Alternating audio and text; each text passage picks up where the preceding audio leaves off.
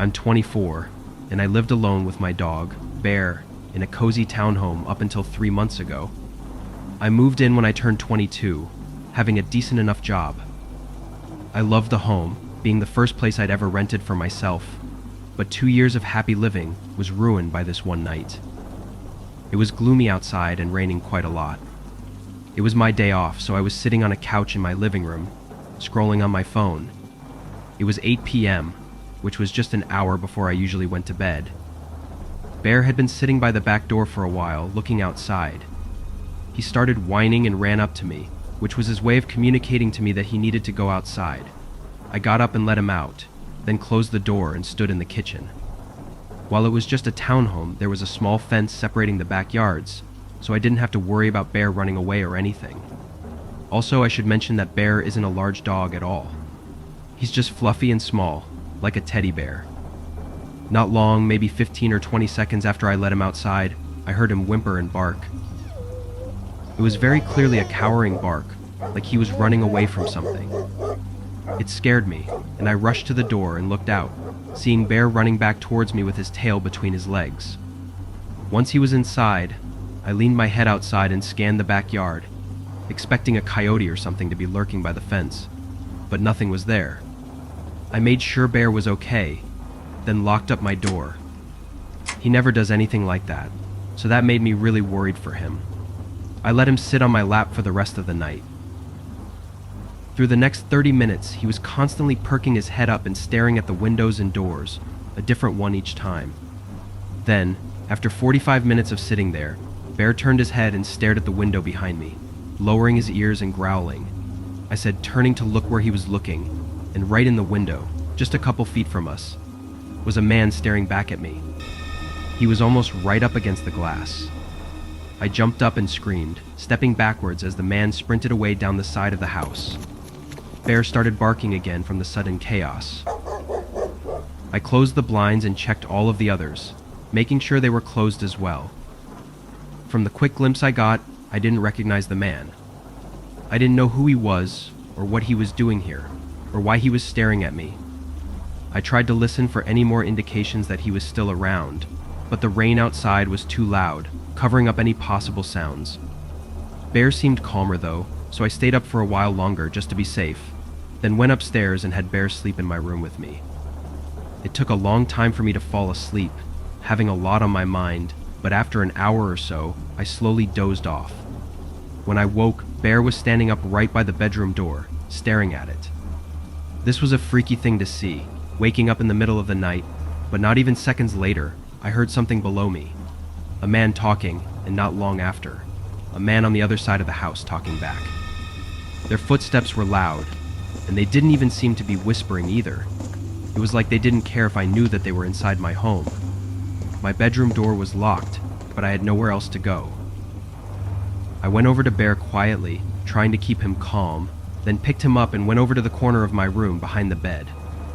It took me a while to realize, but then it struck me that I hadn't heard any noises at all in the past minute. No steps or voices. This was when I took my phone out and called the police, whispering as softly as I could. As I told them my address, Bear started a low growl, then began barking and whining as 2 sets of footsteps started making their way up the stairs. I begged for the operator to send someone immediately. The 2 men started talking to each other again, but it was hard to make out their words. "Hey, we just want to talk. We're not here to hurt you."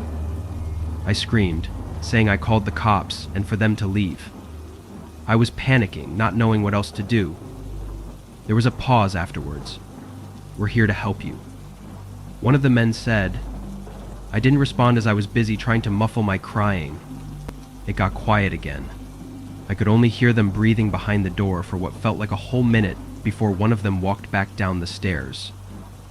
I couldn't tell where they went downstairs or if they'd left or not, but I was sure that it was just one set of footsteps that left the bedroom door. It was so quiet though, and I couldn't hear any breathing. In the far distance, the soft sound of sirens started to get louder. A sense of safety was finally coming back. Once the sirens got closer, I heard footsteps running out of the house downstairs, but now I was unsure of where the other man was. It seemed really unlikely for him to be by my door still, but I could swear I never heard him leave. I waited for the police to pull up and make their way inside. I heard them searching downstairs, then slowly make their way upstairs and knock on my door. I almost didn't want to answer, still thinking that other man had to be somewhere nearby. When I opened the door, though, it was just an officer. I immediately told him about my concerns. He directed me out of the house as one of his partners continued searching, but nobody was found. The only thing they were able to find was watery footprints all around the house, as well as an unlocked window, which, to be honest, I wasn't sure if I kept locked or not.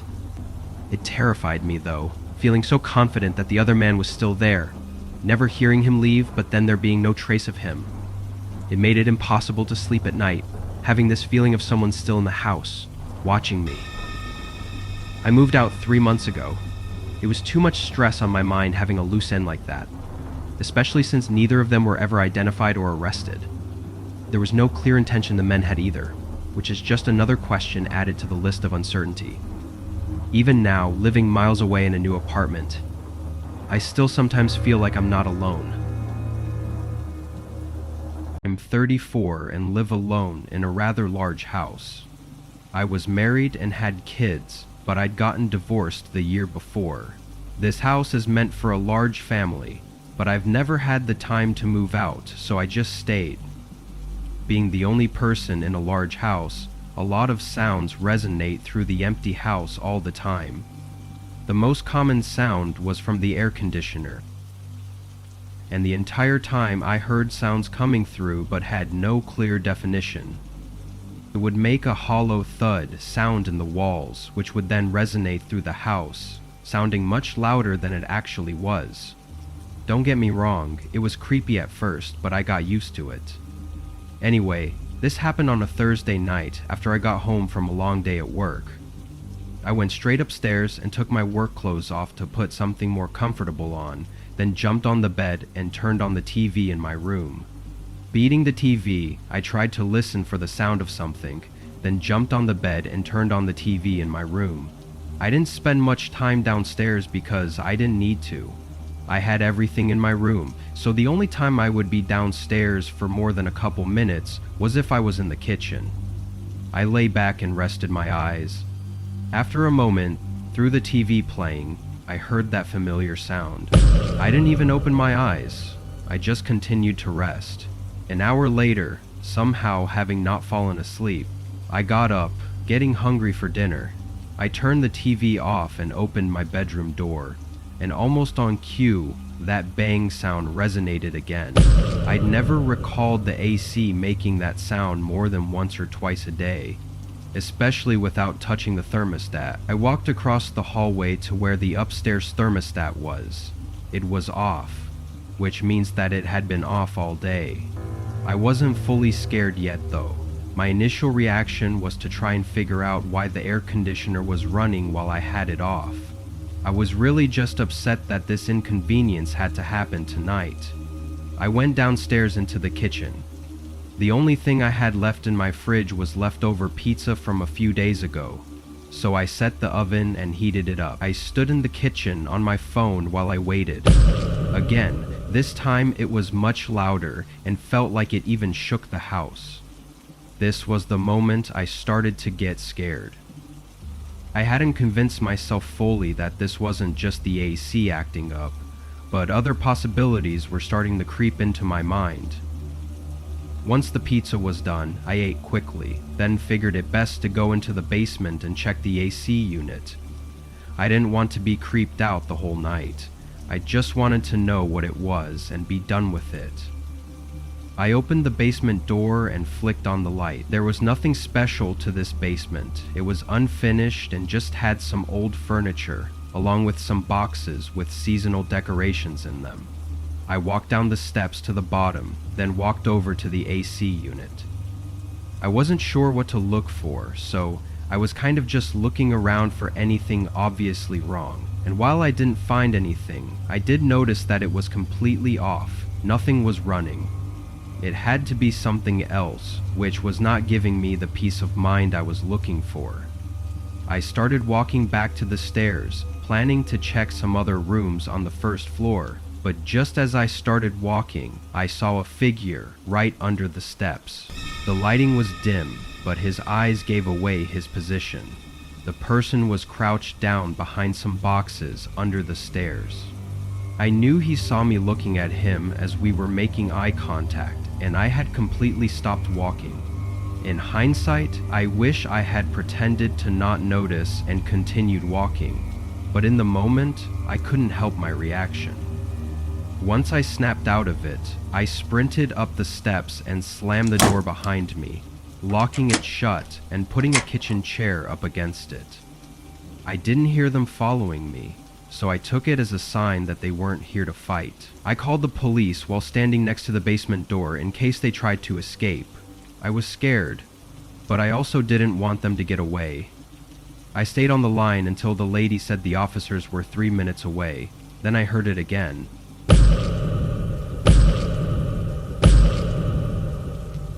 The person down there was hitting something. Over and over, heavy blows hitting something solid. It seemed like either the concrete floor or the wall. The resonance of the hits, though, it felt too heavy to not destroy the wall. So I assumed the floor, but I had no idea why. After maybe 20 hits, it went silent. Moments later, officers came to the door. They captured the man downstairs quickly, and he surprisingly looked like a very normal man. Regular clothes, well-groomed, didn't really look like he would be someone to break into a home. The officers brought up 2 tools as well, a thick crowbar and a large hammer. Then, retaining the man and putting him in the car, one of them brought me into the basement to show me what was going on. In the far corner, opposite of the AC unit, there was rubble and plywood shards all over the ground. I don't know how I didn't notice it. On the wall, though, were huge indents of metal. It was almost unrecognizable, but it was a small, old safe that was built into the wall. The damage that was done to the wall safe looked insane, and I was shocked that it hadn't given in. It's funny though, because there was nothing in it. I do remember the seller mentioning it and giving me a code when we moved in, but I never bothered to stash anything in there. The officers I was talking to said they'd seen it before in a lot of the big homes around the area, as a lot of burglars go straight to the safe and often don't loot anything else in the house. Of everything, the fact that the man looks so normal is what creeped me out the most. Just knowing that literally anyone could be doing things like this is not a comforting thing to think about. I ended up repairing the wall and just covering the safe. I also plan to move out soon and get a smaller house that's easier for me to stay alert in, because this situation could have been a lot worse than it was, and I don't want to take any chances next time. I'm a 24-year-old female, and I rent a very small house near my work. Nothing has ever happened to me like this before, but afterwards, I have been much more careful about who my friends are.